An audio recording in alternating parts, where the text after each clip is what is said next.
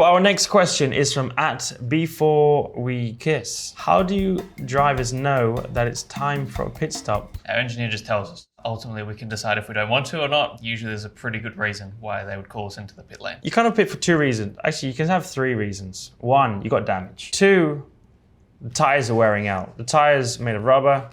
Over time, that wears down. The less rubber you have, the less grip you have. So at a certain point, it's better to come into the pits, put new tires on. They're always talking to us about how our tires are going, whether we think we can keep going, and if it gets really bad, whether we can keep the car on the track. Sometimes you might just pit because the guy behind you is pit. Undercut is when someone pits before you, puts on fresh tires, and then by the time that you pit, you actually come out behind them. Overcuts, which is actually the opposite of that. You put on fresh tires, but really the fresh tires aren't that much better, or maybe they're difficult to warm up. Then it's actually better to go for a bit longer, pit later, and maybe you overtake someone that way. That's when you get into the more technical stuff with strategy, which is a big part of racing. So there's a lot of communication around that side of things. So you kind of want to be able to communicate with your team without giving away too much information, because all the other teams can listen to each other's radio. That's why you never hear anyone say what lap they're going to pit, because then you tell the whole pit lane what your strategy is.